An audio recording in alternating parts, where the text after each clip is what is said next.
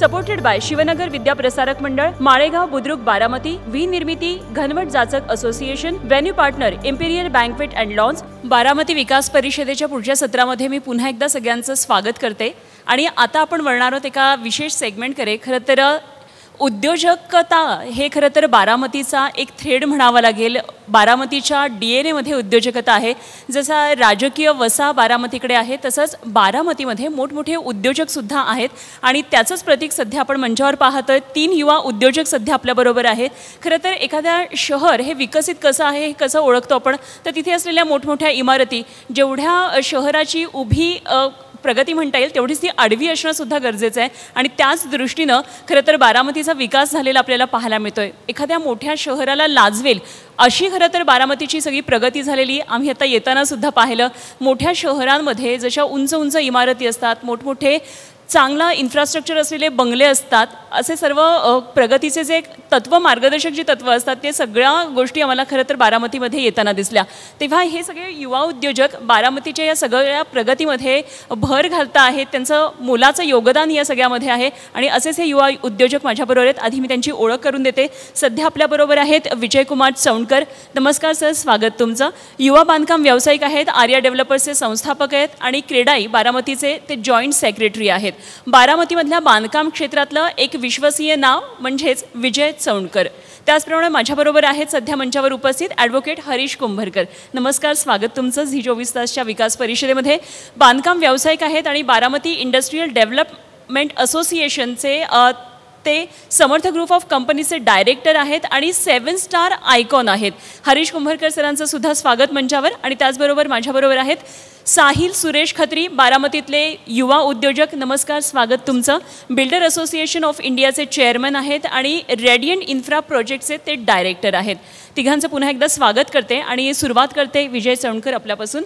खरं तर 2004 साली राहायला घर नाही अशी काहीशी परिस्थिती होती.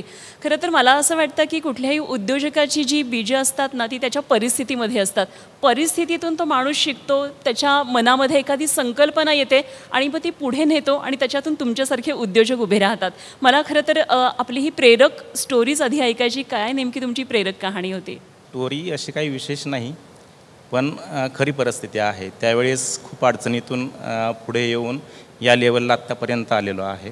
आणि त्यावेळेसची तर परिस्थिती तशी पाहिली तर मी बरेच काही छोटे छोटे उद्योग करत आज या स्टेजपर्यंत आलेलो आहे. सर, तुम्ही थोडक्यात सांगताय, पण थोडक्यात भागणार नाही, कारण 2 ध्रुवांवरचा तुम्ही एक प्रवास केलेला आहे म्हणावं लागेल. उपस्थित प्रेक्षकांना, झी 24 तासच्या प्रेक्षकांना मला हे आवर्जून सांगायचं आहे, कारण 1700 रुपये पगार अशी आपली नोकरी होती आणि त्यानंतर आता कोट्यवधींची उलाढाल.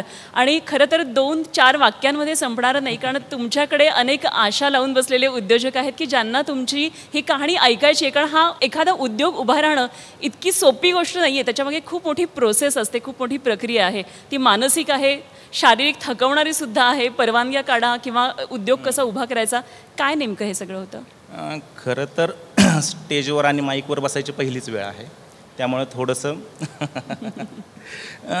माझं खरं तर शिक्षण सिव्हिलमध्ये झालेलं नाही आहे. अच्छा. परंतु मी BA केलं, त्यानंतर काही डिप्लोमा केले. त्याच्यानंतर मग मी जॉबला, म्हणजे परिस्थिती नसल्यामुळे मी जॉबला होतो. सुरुवातीला मोराची चिंचोली या ठिकाणी शिरूर तालुक्यामध्ये. अच्छा. तिथं कृषी विद्यालय आहे, त्या ठिकाणी मी शिक्षक म्हणून काही दिवस काम केलं. 1700-1800 रुपये पगार होता. परंतु मला तिथे मन काय रमेना. 1 वर्ष 1.5 वर्ष काम केलं, पण काहीतरी करायचं आहे, यातून बाहेर पडायचं आहे. याच्यातून मग त्यातून बाहेर पडून जॉब रिझाईन केला आणि व्यवसाय करायचं ठरवलं. आता व्यवसाय करायचं तर व्यवसाय करण्यासाठी भांडवल लागतं.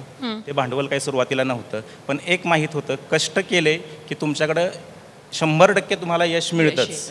तर मग त्याच्यातून सुरुवात केली. सगळ्यात सुरुवातीला मी किराणा मालाचं दुकान सुरू केलं आणि तिथून माझा खरा व्यवसायाचा आलेख सुरू झाला. आता याच्यामध्ये कष्ट करायची ताकद किंवा त्याचे जे आहे ते वडिलांकडनंच आम्हाला आलेलं होतं. मग तिथून पुढे मग किराणा मालाचं दुकान एक 3-4 वर्ष, त्याच्यानंतर झेरॉक्स सेंटर, त्याच्यानंतर जिमचं इक्विपमेंटचं आपलं एक होतं जिम, आर्या हेल्थ क्लब नावाचं जिम होतं. त्यानंतर online application centre, MSI centre, या बरेच काही व्यवसाय करत आणि प्रत्येक व्यवसाय असा कोणताच व्यवसाय नाही की त्याच्यामध्ये मी अपयशी होतो. खूप चांगलं, परंतु काहीतरी नवीन करायचं आणि काहीतरी आणखीन आपल्याला काय करता येईल, समाजाला काय देता येईल याच्यातून मग प्रेरणा घेत घेत घेत पुढे येत गेलो आणि मग 2013-14ला मी बांधकामात व्यवसायामध्ये यायचं ठरवलं म्हणजे कशासाठी की आपल्याला आणखीन काहीतरी करायचं आहे, आपल्याला काय करता येईल या विचारानं मग इथपर्यंत आलो आणि मग सुरू झाला बांधकाम व्यवसाय माझा. 2013-14ला पहिला प्रोजेक्ट झाला, म्हणजे सुरू केला, तो कम्प्लिशन झाला 2015ला. आत्ता 10 वर्ष झालेले आहेत. 10 वर्षात साधारण 200-300 फ्लॅट विकलेत, जवळजवळ एक 200 कमर्शियल शॉप, कमर्शियलचे बरेचसे प्रोजेक्ट मी केलेले आहेत आणि व्यवस्थित चालू आहे आता सर. ॲडव्होकेट हरीश कुंभारकर, मी आपल्याकडे येते. बांधकाम व्यावसायिक म्हणून आपण सुप्रसिद्ध आहातच, मात्र तुमच्या मागे ॲडव्होकेट अशी पदवी आहे. तेव्हा कसा बांधकाम व्यवसायामध्ये तुमचा प्रवेश कसा झाला, ही तुमची प्रेरक कहाणी नेमकी काय होती? खरं तर बांधकाम व्यवसायामध्ये जायचे तर भक्कम विचाराने गेलो, भक्कम पाय ठेवला. असा अपघाताने नाही आलो मी, पण त्याची एक स्टोरी तुम्हाला छोटीशी सांगतो की गोष्ट 1988-89ची, ज्यावेळेस माझं वय केवळ 5 ते 6 वर्ष असेल. त्या काळामध्ये कसं होतं, आदरणीय शरद पवार साहेबांचं व्हिजन मोठं होतं. त्यांनी असं ठरवलं की बारामतीमध्ये आपल्याला MIDC आणायची, आणि मग ती MIDC आणायची तर ती बागायती भागामध्ये आणू शकत नाही. मग आम्ही राहतो तो जिरायती भागामध्ये. जिरायती भागामध्ये आमच्या जमिनी संपादित झाल्या आणि तोपर्यंत काही कंपनी सुरू झाल्या. मग आम्ही शिक्षण करत असताना आम्हाला इंडस्ट्रियल एरिया शेजारी बघायला मिळाला. आपसुकच असं घडलं की जमिनीचा आमच्याकडं जो भाग होता तो MIDCने संपादित झाल्यामुळं आमच्याकडं अल्पभूधारक म्हणून अशी गणना केली जायला लागली त्यावेळेस. मग आम्ही पण ठरवलं की नोकरी आणि व्यवसायापैकी काय चूज करायचं. थोडे दिवस आम्ही नोकरी करून नंतर व्यवसायामध्ये उतरायचं असं ठरवलं. जॉईंट फॅमिली होती. मग आम्ही एक भाऊ जॉब करत होता, मी पण थोडा जॉब केला. मग आम्ही ठरवलं की व्यवसायामध्ये यायचं.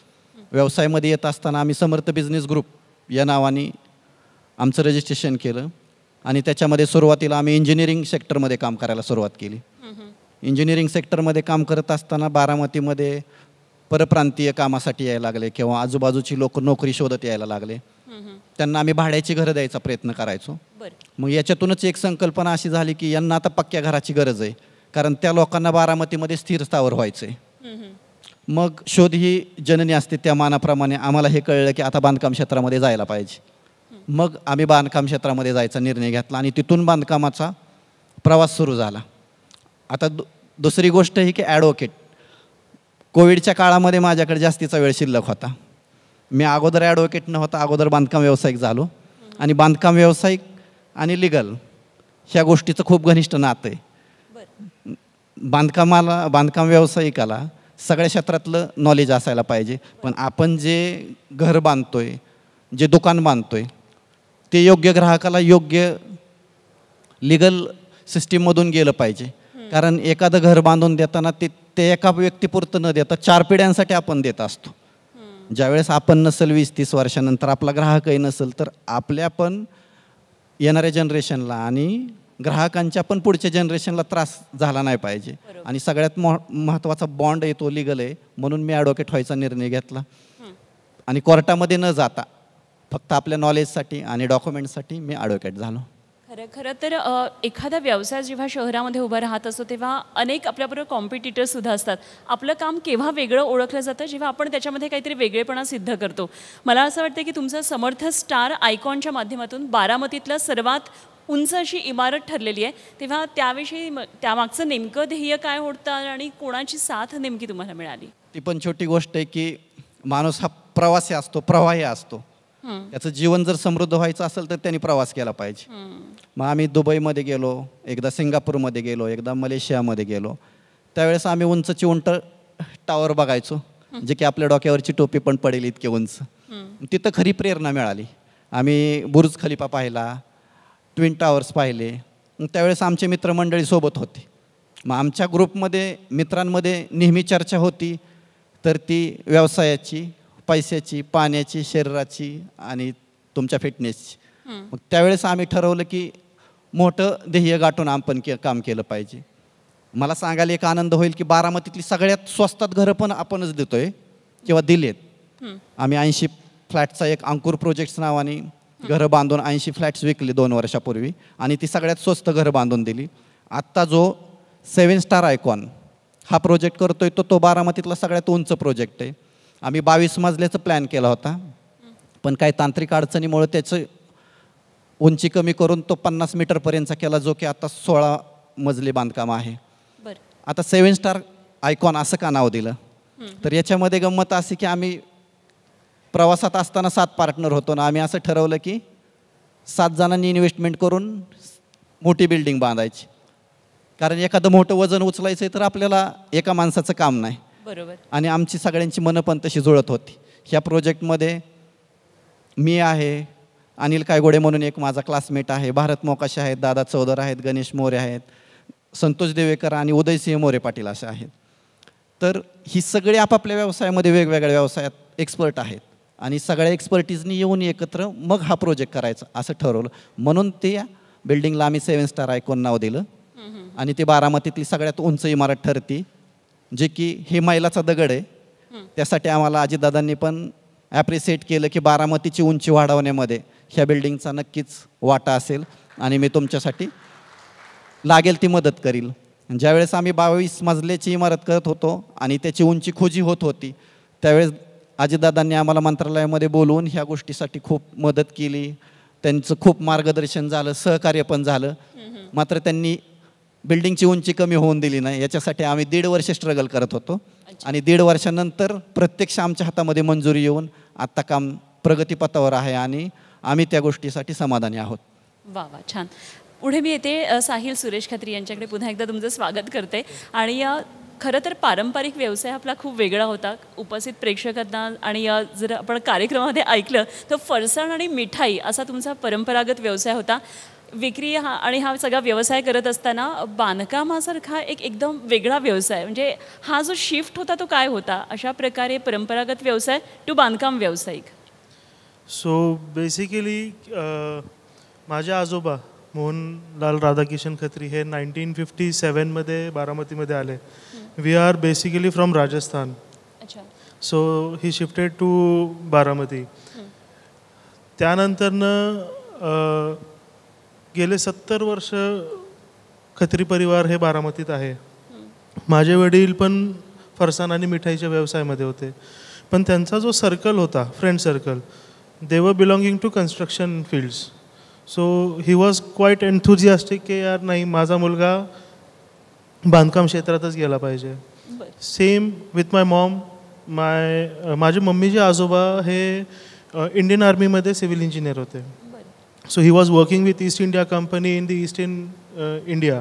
तो त्या काळात त्यांनी ब्रिज, बंकर्स हे सगळं कन्स्ट्रक्ट. सो इवन मॉमची पण ती कल्पना होती की साहिल होणार तर इंजिनियरच होणार. सो फार लहान वयापासून माझ्या डोक्यात होतं की नाही, we have to follow their dream and तेच पूर्ण करायचं आहे. Later on I completed my engineering. Engineering झाल्यानंतर मी चार्टर्ड इंजिनियरसुद्धा झालो, पदवी घेतली चार्टर्डची. अँड एक सर्टन टाईम स्पॅनमध्ये एक्सपिरियन्स घेतला, जिथं मला सगळं कळालं की कन्स्ट्रक्शन फील्ड हे कशी रन केली पाहिजे. त्यानंतर मी माझा स्वतःचा व्यवसाय इन 2014 मग मी चालू केला. So this is a journey from farsan mithai to the construction thing. But असं नाही आहे की फक्त कन्स्ट्रक्शन फील्डलाच म्हणजे हे माझं आहे. I have quite more interest towards that. आमचा जो जुना पारंपरिक व्यवसाय आहे त्याच्यामध्ये मला इंटरेस्ट आहे. So I am working on that too, की त्याला ऑटोमेशनमध्ये कसं अजून आणता येईल. पुढं आहे म्हणजे बरंचसं प्लॅनिंग्स आहेत पुढे. Good good. पण मला फक्त कुतूहल या गोष्टीचं वाटतं, तुम्ही सांगितलं की तुमच्या आजोबांपासून तुमच्या इथे पारंपरिक हा सगळा व्यवसाय आहे. पण बारामती शहराचीच निवड आपण बांधकाम व्यवसायासाठी करावी, तर हे तुम्हाला कसं सुचलं, म्हणजे का तुम्ही हे शहराची निवड केली? सो आता from past 70 years we are here. आणि बारामती हे आपल्या सगळ्यांनाच एक एक्झाम्पल सेट झालं आहे की खूपच जास्त डेव्हलपिंग सिटी आहे. मीन्स इतर तालुक्यांना जर कम्पेअर केलं आणि बारामतीला कम्पेअर केलं तर बारामती हा रोल मॉडेल हा इतर तालुक्यांवरती फॉलो केला जातो. So that is our Baramati. So हे आपण व्यवसायासाठी म्हणजे मला खूप सोपं झालं आणि मला एक अभिमान आहे की यार मला इथं बारामतीमध्येच माझं कन्स्ट्रक्शन बिझनेस चालवायचा आहे. Because we have some new opportunities in the developing country, developing taluka. So that is more reliability की this is only the point की बारामतीच आपल्यासाठी एक पॉईंट आहे की जिथं आपल्याला डेव्हलपमेंट मिळेल. खरं आहे. आणि मला वाटतं तुमच्या या तिघांच्याही विचारांचं जे मूळ आहे आणि त्याच्यामुळेच बारामतीसारख्या शहराचा जो विकास आणखी उत्तुंगपणे होतो आहे तो खरं तर तुमच्या सगळ्यांच्या कामामधून दिसून येतो आहे. मला चौंडकर सर आपल्याला प्रश्न विचारायचा आहे.